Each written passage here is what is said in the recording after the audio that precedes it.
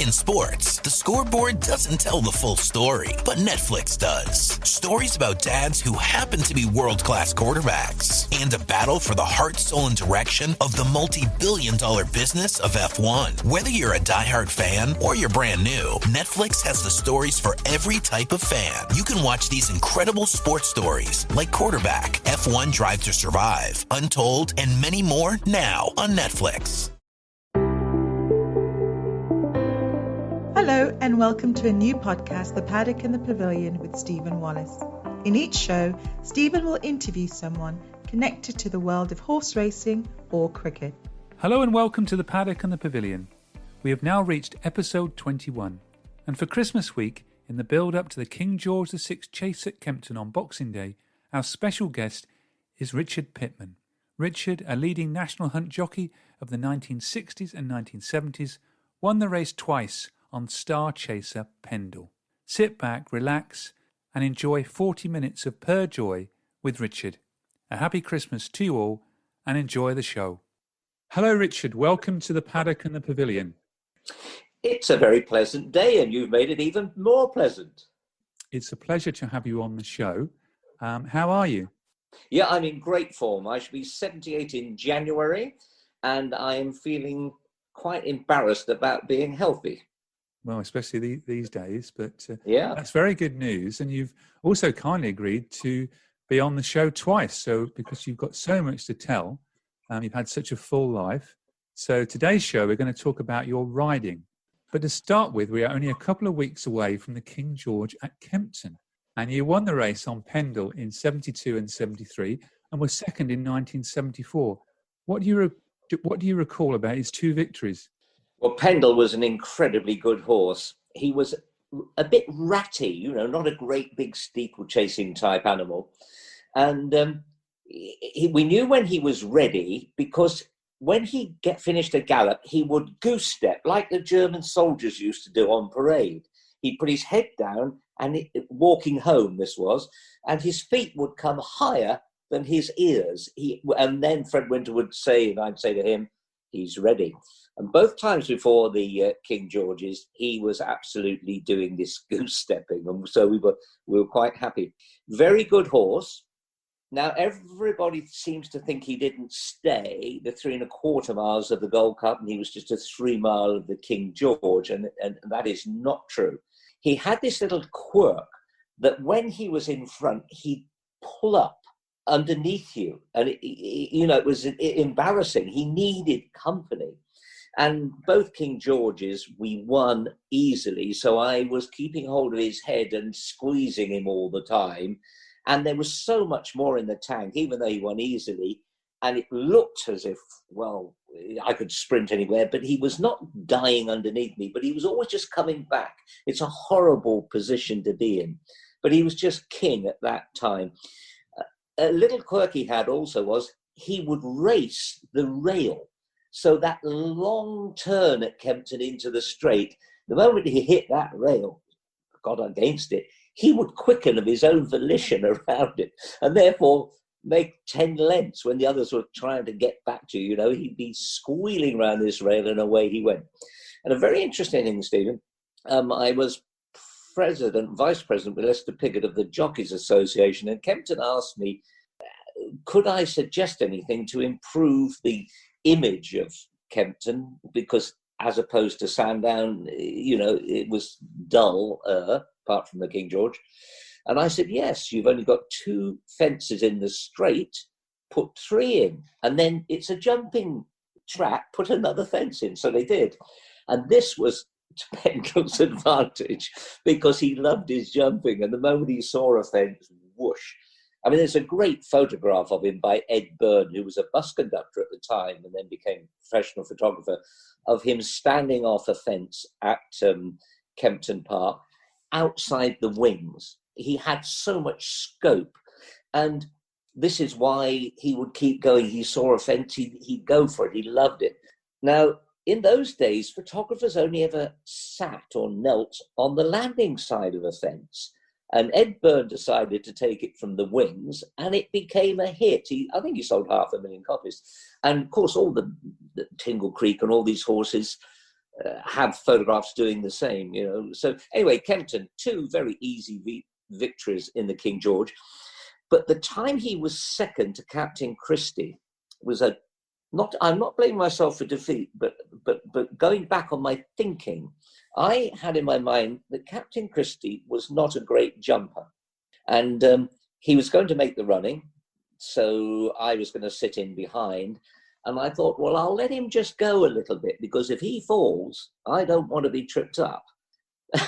So I let Captain Christie go. I never saw him again. He won 10 lengths. You know, it was a basic error. I should have jumped out right up his tail. But we make these decisions and you live and die by them. In fact, I think Captain Christie, in my time and since, is the best steeplechaser I've seen since Arkle. But, you know, everyone has their own ideas on that. It's a great place, that Christmas meeting, because so many Londoners pack it. You know, what have they got to do? Football matches? No, let's go to Kempton. So the atmosphere for that one meeting is electric. Sadly, not so for many of the others. Well, we're going to go back to the very beginning. And you were born near Cheltenham Racecourse. Do you recall when you first went to the racecourse? Oh, yes, very, very clearly. I used to play truant. I used to go to school 7 miles away at Tewkesbury in the grammar school there. And whenever it was Cheltenham races, I would have my school clothes on and I'd have my racing clothes in my little satchel. And I used to change up the road about 100 yards away in the middle of an old burnt out oak tree. So I would leave my school clothes in my bag hanging in the oak tree while I climbed over the fields, about 3 fields, over the railway, which was in use at the time, and I'd sit quietly in the inside of the wings of the fence at the top of the hill and wait and then see the action. So yes, from about the age of 11, I used to go to Cheltenham and watch the action. It was so exciting. One day I was sitting there and 2 horses were well clear of the field. And as they came down, started to run down the hill, one was going well, ridden by Arthur Thompson, I think, and the other, Brian Marshall, was knocking spots off it, you see. And all of a sudden, he got upside the leader, Brian Marshall, put his hand under the bridle of Thompson's horse and took the bridle off. So I was just absolutely amazed. There I am watching this unfurl. It couldn't happen now because of all the cameras and angles they've got and stewards dotted around the place. But here was a guy going well, coming down the hill thinking, whoa, how far am I going to win? The next minute he's going left-handed to Winchcombe. It's quite incredible. And I understand it was your sister who was your early influence riding. I didn't have an early influence because I failed 9 O-levels at Tewkesbury Grammar School. What does a small person who can ride, what do you do? So I went in and it was a job. Funny enough, my brother-in-law was a jockey at that time, and I didn't look up to him. It was just a job. And then it took 4 years, Stephen, before I rode a winner. 4 years of actually having a license. It was awful, isn't it? I read, I was going to ask you about your first ride, actually. Do you remember the horse? Oh, yeah, Rosargio, I think it was, at Hereford. I looked like an agricultural worker and I didn't improve much through my career. But anyway, the point was, it was a job, that was all. And funnily enough, during my time, this was at Cheltenham, Woodmancote near Cheltenham, there were quite a few trainers then used to train up on Cleve Hill, 10. David Nicholson's father, Frenchie, was one of them. Anyway, there was a permit holder up there while I was just starting, called George Hackling, and 2 local jockeys were killed on the same horse at different times, obviously. Anniversary, it was called. So my early introduction to this little tight-knit group at Cheltenham was quite strong, really, you know, to think that 2 jockeys had died within the space of couple of years. But that, I thought, well, that's part of the game. It's a dangerous game, but what else can I do? And so I carried on and, as I say, rode for these 4 years without a winner from 60 rides. It was quite embarrassing. Yeah, I was going to say that. You've actually taken the words out of my mouth, because I read where it said in the Sporting Life, Pitman rides winner at 60th attempt. You must have been relieved to get a winner. You wouldn't believe I was filling out petrol somewhere, and the attendant said, "Oh, I know you." And I said, "Well, I don't know how you know." "Oh, yeah, you're the jockey who can't ride a winner." But Fred Winter was the king, and Josh Gifford, when I came into it, they were the king of the weighing room. But my thinking, Stephen, was wrong. I thought if I stayed in these small stables, you'd get rides. But of course, although you get rides, you get the horse with one eye and three bad legs. And the moment they've got one good enough, in comes the proper jockey, you see. So then when I understood Fred Winter was going to retire that season, I asked him, could I join him? He said, "Yeah, I've watched you ride. You're okay. You'll never be champion jockey, but you're okay and you're honest, and horses jump better for you than they do for a lot of people. So come and join me, and we'll see how we go." So I got a letter in May, I suppose, and it said, "Dear Pitman, if you still wish to join me, I want to see you here on June the 1st. We don't have any accommodation at the moment, but I've a very good hut at the tennis court where we keep stuff, and it's June, so it'll be warm. I think it'll be fine for a while." So, I mean, that was the start of my career with Fred Winter in his tennis hut. Well, what a great opportunity to start with Fred Winter, the former champion jockey, legend, really. Well, I went to him because I knew that he would be successful. He was such a strong man with great connections. And we only had 6 horses when I joined him the first week. 3 of us were there, but they quickly grew because he had a winner straight away. Jay Trump, who went on to win the National in his first year, was a winner. They say it was his first runner. It actually wasn't. I went off 10 minutes earlier at Ludlow on a horse called 177, who he was the only one who could ride him at home because he pulled so hard. And so I tootle off to Ludlow. Tommy Smith, the American amateur, went to Sandown for Jade Trump.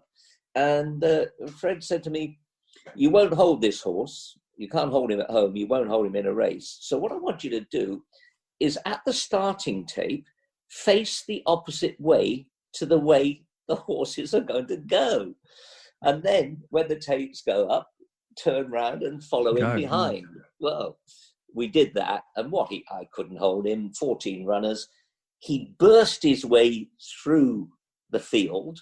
Quickly round the first bend at Ludlow is a fence. He saw the fence and went, "Yahoo!" and stood off so far. I've never ridden anything of this class. And he pulled me out of the saddle because I hadn't slipped the reins. And he pulled me out like a stone out of a catapult. And I landed running in front of him. I landed on the other side when he was still jumping the fence. It was quite incredible. I got a real kicking. And when I got home, Fred said, "Well, you learn by your mistakes. You won't get another ride for 3 months. So that's how you learn."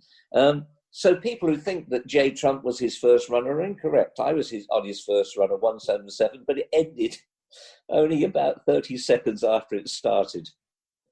Well, you got your first winner on a horse called Indian Spice at Fontwell. Yeah. Yes. Now, Indian Spice won by 12 lengths, and he won so easily that I was actually disappointed. I wasn't elated, I wasn't, "Wow, this is great." I thought, well, you don't have to be a genius to ride winners. You have to have the right horse and not make silly mistakes like I did on 177 when I fell off him. So it was quite an uncanny feeling, really, and it made me realise this is what you have to do. Keep your nose clean and get the rides. The winners will come. Well, in 1966, I read probably one of your first big wins was when you won the Imperial Cup. And also later that year, and in fact, you won't even know this yourself, but today is the 14th of December as we're recording. And on the 14th of December, 1966, you rode against Arkle. So we're the anniversary today. What do you remember about and the thrill of running against Arkle? Yeah. I rode twice against him and I was second both times. I think the one I rode for Fred was called Solbina, and another one I rode for Oriel Sinclair, very good trainer. Both times they finished second to Arkle, but were never any good afterwards. And I think he just broke their hearts, you know. You would get closer to Arkle in a race, and then, like putting your car into turbo, he was gone. I mean, it was simply amazing. I've never seen another horse. We've seen great horses, of course we have. Quarter Star, Best Mate, all sorts of good horses. But I honestly don't think we've seen another Arkle yet. Well, you're answering some of the questions before I even answer the questions here. You're so good. I was going to ask you about other horses, how they compared to him. But before moving on to your golden years Uplands, what was it like being a jockey in the 1960s? You know, travelling, injuries, weight issues. Weight issues are the killer, really. The riding is the good. Every jockey will tell you the riding is the best part of the job. The travelling, you know, you're poor. I hadn't ridden Winners. I had got a Mini. You had to bump start it to get it going in the morning, you know, that sort of thing. So driving to all these far-flung places was not good. The wasting was awful. And in my day, it was not banned then, but it has been for years, a pill called Lasix, which they give to horses in America to stop them bleeding. But Lasix is a diuretic, and it just makes you go to the loo for 2.5 hours, and you are losing all the fluid from your body. But the side effect of that is that you get cramp in all your extremities, your elbows, your shoulders, your hips, your knees, you get cramp. And the other thing is you could hear yourself speaking, not rounded through your ear, but booming inside your head. Terrible stuff. But you could lose 7 or 8 pounds. And the first pill I ever took from a looking at me now, you'd never think it, but from a fit, hard, athletic body, I lost 11 pounds in wee. I mean, that is just terrible. Of course, it's banned, but not a nice thing to do when you're doing a physical job. But Stephen, adrenaline is a great thing. We've all ridden in those days with broken bones. You know, you break your left wrist and you'd show your right one to the doctor and say, no, it's fine. And you'd have a broken left wrist and go ride. You could do those things. Happily, the game has changed. I mean, also when I started, they were just little cork helmets with no chin straps or anything. And if you hit a fence hard, the cork helmet would fly out in front of the jockey. They were of no use whatsoever. And no back pads or anything like that. John Frankham's mother, Lil, loved him dearly, as all mothers do, and she invented the back pad by sewing bits of cut-out polystyrene on a vest for him. Quite ingenious.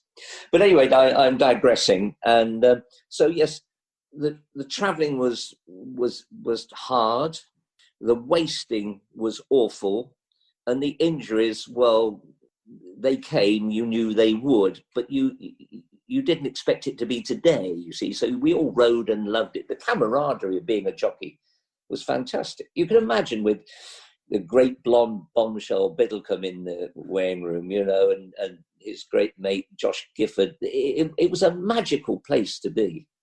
Thank you for that. It's really interesting. I read once where you got down to 9 stone 7. You couldn't do that today. And that was with the help, I'm afraid, of these Lasix pills. And it was in the Scottish Grand National he was Lord Chelsea then, became the Earl Cadogan. And I got cramp. I mean, it was an awful thing. I'd been doing the normal wasting, but just to get to 9-7, you know, I took these pills.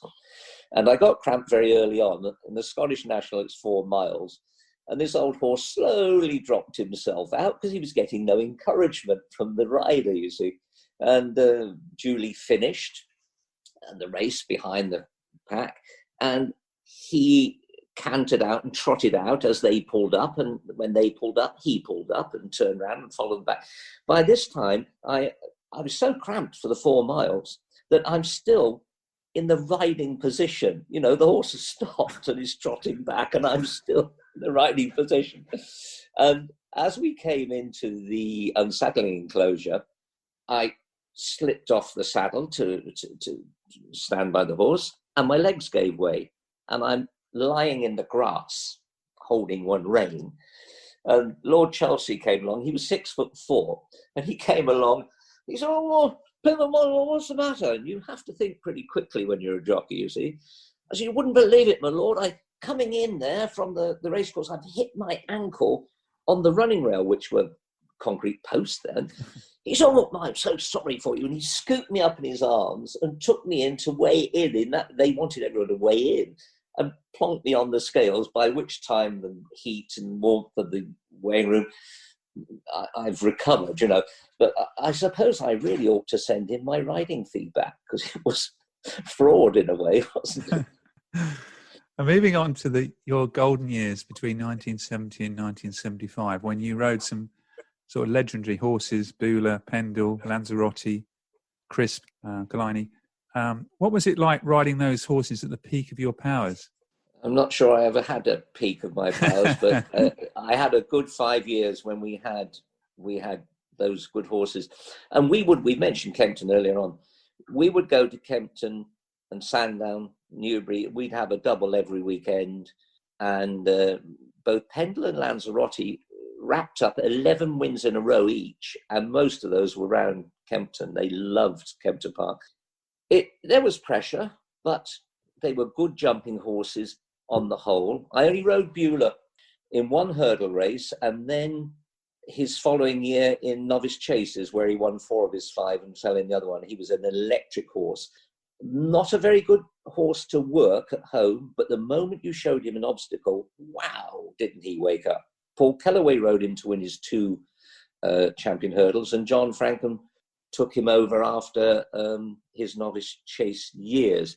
Pendle was incredible. When we first schooled him over fences, he was only a cheap buy, 3,000 quid, won one small hurdle race at Catterick.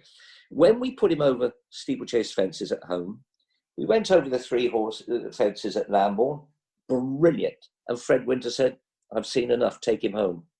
I said, "Well, don't you want to see if it was a fluke?" He said, "No, I know a good horse when I see one, take him home. He is brilliant." And he was, always. And as I said to you about the photograph there, he could stand off outside the wings and get just as easily the other side. It wasn't an effort to him at all. Crisp was the most amazing horse. He was big, strong, muscular, pulled hard, jumped from the front, superb. I mean, the ride he gave me in the Grand National 73 was a memory I'll take to my grave. A great horse. And both he and Pendle beat Tingle Creek, at different tracks, getting course records. They were very, very good horses.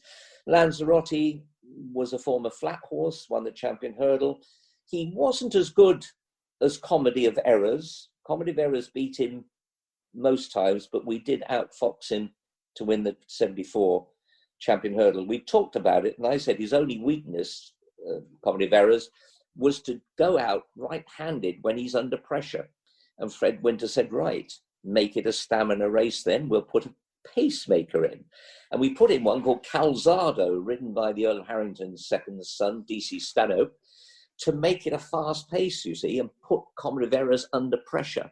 And blow me, Calzado made the run into the first and then stopped. So I had to make a quick decision. Right, what do we do here? And the decision was, the plan was to put him under pressure. Let's do so. So I kicked on from about the second hurdle, which was being the donkey, really, but it worked. So coming down the hill, Comedy of Errors jumped right twice, and we won by a couple of lengths. So the plan worked, but he wasn't quite as good as Pendle and Crisp. And Killiney, who you mentioned, most people wouldn't know him now, won 9 of his 10, one at the Cheltenham Festival, the RSA, the Novices Gold Cup.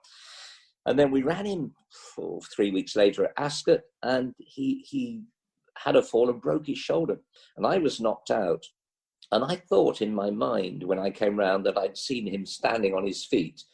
And I was still in the ambulance room lying on the little bed there. When his owner came in, it was her first horse. And he was such a good horse. You know, he could have been anything. And when she told me that he died, I burst out crying. Now, for a grown man to be crying is embarrassing, but it was the emotion of the whole thing. Anyway, she picked me up off this little truckle bed with one hand and slapped my face with the other. She said, like, how can I have horses if you fall apart like this? Anyway, off she went and came back later and apologized and gave me a very nice present. She said, I was so upset myself to see you upset, you know. And she gave me a very handsome little present to take the wife out to supper. So Killiney could have been anything, Stephen. He, in fact, was making a whistle noise as he exhaled, which indicated soft palate or some breathing malfunction. And we were going to operate on his breathing that summer. Well, if he was as good as that when he was wrong in the respiratory area, how good could he have been? We'll never know. Well, thank you for those recollections. But obviously we can't not return to Crisp, as you must have done on many occasions. But before that, the Grand National, your record in the race was quite good. You came second and got round on another occasion. So people obviously forget those. I only had 6 rides in the National. And Steel Bridge was trained, he was second in 69 behind Highland Wedding, Rondetta third. He was trained by one of the first ladies to have a license, Barbara Lockhart Smith. And she was a good trainer of largely bad horses and trained near Aylesbury. And Milton Keynes was being built at the time. So obviously there were a few builders around with some money. And she asked me to school on a Sunday morning and get all the builders around, all the people with a few quid, and watch the schooling, go back to the farmhouse, have a couple of champagne, sell them a horse. That was the way it went. And that's how one, Jimmy Drabble, who was there, who'd never had a horse, said, oh, I want one for the Grand National. Well, we found old Steel Bridge, who'd been round a few times, but very slowly. And anyway, he did manage to finish second. But when we walked around the course with Fred Winter that morning, even though Fred wasn't the trainer, he walked me around the course. He said, I want to see you go down the inner where the brave men go. And the turns sharper, the drops deeper, but you will save a lot of ground. And I'm so proud of that ride. He had a big fluffy noseband, always up the front, so you can see him on the replay of the race, and he jumped like a stag. But I was never going to beat Highland Wedding. He won by 12 lengths, I think. But I was so pleased to beat Rondetto because Jeff King rode him, and we were upsides at the last. And Jeff King is known as the professional's professional, you know, a hard man, a good rider, never champion jockey, because he shared the job at Bob Turnell's with Johnny Hayne and Andy Turnell. So the number of rides were not huge, but he should have been a champion jockey. Anyway, I managed to beat him up the run-in, and I really annoy him now at places when he's, you know, holding court, as he was at John Oates's funeral, and we're all in the church sitting there, and it's quiet before it started, you see, and, well, actually a memorial. And I said, Jeff, you know, I outrode you at Liverpool. Well, he jumped out of that queue. He was, you know, steaming out of the ears, and it made great entertainment for the people who were waiting to pay their respects to Lord Oaksey. But I know how to press his buttons. Jeff was a far better jockey than me, but I happened to get the better of him in the running. It is such a long run-in, Stephen. I know you know it's 494 yards, but on tired horses, it's a long, long haul. It drags like bilio to get to the post. And you'd remember that well from 1973 when you were riding Crisp in the long run-in. But firstly, why would a horse that won the Champion Chase by 25 lengths even be entered for the Grand National? You know? Well, in between winning the excuse me, the Champion Chase so easily, that he was tried. Fred Winter thought he'd be a Gold Cup horse, and we tried that route. I held him up as you would a 2-miler in a 3.25 mile race, and he sulked. He didn't like it. You know, his natural exuberance and character, was front running and bold jumping. And we were bang there at the last, but finished fifth, and, just wasn't good enough on the day. But to me, it sulked, and we'd taken away his character. So we talked about the national, and Fred said, well, what you would normally do, he had 12 stone. There were Gold Cup winners in it. Les Scargo was in it. He had nearly the same weight. He said you would drop him out last of the 40, go around and switch him off. But he said, you won't get round. He is so bold jumping that you will jump on the back of another horse. You'll end up on the floor and you can't win if you fall. So he said, we'll make the running on the inside, save a lot of ground, and try and settle the pace of the race down. Because quite often, I was a senior jockey at the time, a race can be dominated from the front by a senior jockey. If he slows it down, the others are quite content to do that. Well, that was the theory. In practice, he saw the first fence and wow, most incredible feeling. He would quicken of his own volition. I never had to see a stride on him because he saw his own stride and would be airborne. And he was never running away with me. I mean, obviously I got a lot of criticism. People said he ran away with me. Never was he out of control at all. It was his speed quickening into the fence, going low and fast over it, and landing, galloping. He was galloping before he even hit the ground. So at each fence, and there are 30 of them, he was gaining a lot of ground. And the only other horse upsides me was Grey Sombrero on the wide outside, Bill Schumacher riding, and he fell at the chair, which then that's the 15th, which left me well clear. And to go out onto that second circuit, Stephen, normally the noise is tremendous from the horses around you. You had nothing. And there was nothing. It was silent and eerie. And as I faced down to what would have been the first fence on the first time round, hole in the fence, a few jockeys standing there watching, who'd fallen early on. One of them was leaning on the rail holding a bridle. So when he'd come off his horse, he'd gone up the neck and taken the bridle off the horse. No horse, he's just holding a bridle. And so it was quite eerie. And in those days, the public address system went all the way around the course. And I could hear Michael O'Hare quite clearly. Had a great voice, very rich Irish voice. Good, great commentator. And we jumped away down to Beecher's, just in silence. I'm listening to the commentary. And we got to Beecher's and he flew it. Now, in those days, the drop was big, and most horses, to balance themselves, their nose would nearly or quite often hit the ground. So you had to slip your reins and get your body weight back on the horse's back side to act as ballast to keep him, keep his bottom down. Because once their tail comes past their head, you are in trouble. So Chris never even nodded at Beecher's Brook because he jumped so far over it that he sort of flattened out the drop, if you see. He was the most amazing horse, and he did it both times. And at the canal turn, because I was so far clear, sorry, just go back a minute. I could hear Michael O'Hare, as I went to Beecher's, saying, and Dick Pitman's 25 lengths clear. He's going away from the pack, and the pack is led by Red Rum, and Fletcher is kicking Red Rum. I thought, that'll do for me then, if he's having a kick, Yeah. And then, just before the next fence, David Nicholson is sitting on, I can't remember the horse, Barsnet or something. He was sitting there like an Indian chief with his arms folded on the horse's back, and the horse was eating grass. And he said quite clearly, Richard, you're actually 33 and a half lengths clear. Kick on and you'll win. Well, he spoke like that. We used to call him the Duke, amongst us uneducated fellows. The Duke was educated. Yeah. And I thought, no, kicking on is the last thing I have to do. Stamina is in doubt. I've got to hold his head.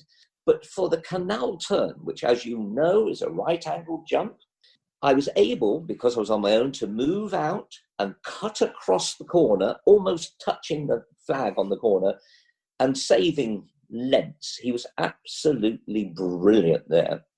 But you can then see the grandstands for the first time, but they're 3/4 of a mile away. It's still a long, long way. So keep hold, keep hold, keep hold.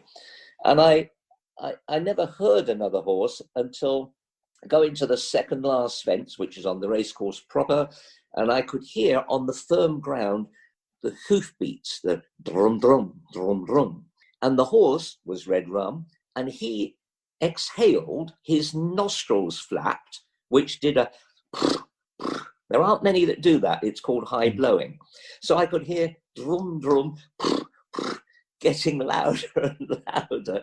And it's like when you're a kid and you're having nightmares and you're walking in treacle and the bogeyman's following you and you can't get out of it. It was a horrible feeling, but I was still so far clear that I hoped that I would hang on. But all of a sudden, like your car running out of petrol, so at the second last, the warning signs were there. And he was a good moving horse. You could see his legs going out in front of him, and his legs were even going sideways slightly, you know, with tiredness. And he had loppy ears like that, like that. And even his ears went. Now, when you have lost the strength out of your ears, you have got to the bottom of the barrel. And so it became agonizing.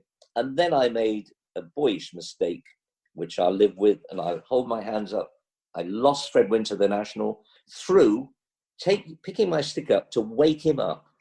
And I picked it up in my right hand when I had to go right-handed to get round the elbow on the run-in. And the moment a big, strong, very heavy horse, when I took my hand off to give him a crack, he died away from me, you see, because I'd taken away the rudder, if you see. I should have stayed riding, hands and heels, holding him together, and got round the elbow. So as he dropped away, I've had to sit down, pull him back, and I was still, I don't know, 3-4 lengths clear at the elbow, halfway up the run-in. And Brian Fletcher very cleverly challenged wide. And the reason that he did that, if he challenged close to me, it re-energizes a horse to find a bit more. And remember, it was only 2 strides from the winning post that Red Rum actually caught him. So that was a race I lost that I should have won, and it was a big, big one that got away. Fred Winter was a gentleman. The owners of Jester Manifold took it well. They said you did your best. In inverted commas, it wasn't good enough, but they were absolutely brilliant. If I'd have trained the horse and someone else had done what I'd done, I'd have pulled them off and kicked their backside. But I have to live with that, Stephen. And I went to do a talking tour in Australia, where he came from, and they hated me for the ride I'd given the horse. They said, oh, if Tommy McGinley had ridden him, he'd have won. But funny enough, I've seen a lot of photographs and videos of Tommy riding Crisp in Australia, and I think he'd have been pulled out the saddle like I was at 177, because he rode with a very short rein, and I never ever saw him sitting back. The Australian fences were small, you could almost brush through them. Aintree was a different thing. I think, quite honestly, Tommy would have been pulled out of the plate. And I like the man tremendously, but that's my own feeling. Well, you know what the Aussies are like with us Poms. Yeah. Sorry, can I just, that's just reminding me, John Frankham, who is his loyalist friend, I was best man at his wedding, he was best man at mine, he defends me over the National. And he said, Richard Pitman gave that horse a fantastic ride, though. Jumps the horse produced, the way they saved ground around the inner and all this, he gave it a great ride until after the last. And he's right. And he'd have won on him, but you can't go back, Stephen. You make these decisions, you live or die by them. Well, you're famous for it anyway, so it's. But it must be something you obviously you're living with all the time, from what you're saying there as well. People still mention it, and on Twitter they keep putting photographs up, and wanting to talk about it. Quite amazing. 1973 that was. Well, you retired in 1975, 470 winners. And then you went into broadcasting. And we're going to talk about that in another show. Thank you very much. Can I interrupt you there? Yeah, sure. Story there. When I retired specifically because the job was available. Yeah. With the BBC. And Franklin was 10 years younger, much, much better than me. It was the obvious thing to do. But The Sporting Life was the racing paper at the time, broadsheet. Yeah. The headline, that thick, said failure. The next line, a little, not quite so thick, failure. And the third line under it, failure.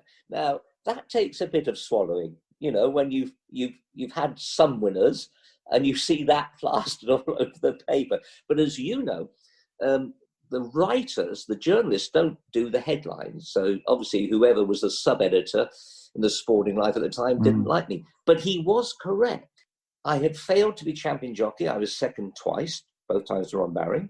I had failed to win the Gold Cup. I was second twice in that. And I'd failed to win the National. So failure, failure, failure. He was correct. I think they're being a bit harsh there, but thank you very much for being on the Paddock and the Pavilion. A very Merry Christmas to you and your family. And enjoy the King George, no doubt, from the sofa on Boxing Day. I will enjoy it. I love the race. And it's going to be a smallish field this year. And I think the dark horse is Min, M-I-N, of Willie Mullins. He's got 3, not a confirmed runner yet, but if that runs, that's what I should be cheering for. Right, well, thank you again for being on the show. Pleasure. Thank you for listening to The Paddock and the Pavilion. You can download the show on Apple Podcasts, SoundCloud, Stitcher and Spotify. Follow us on Twitter and Facebook at The Pad and Pav.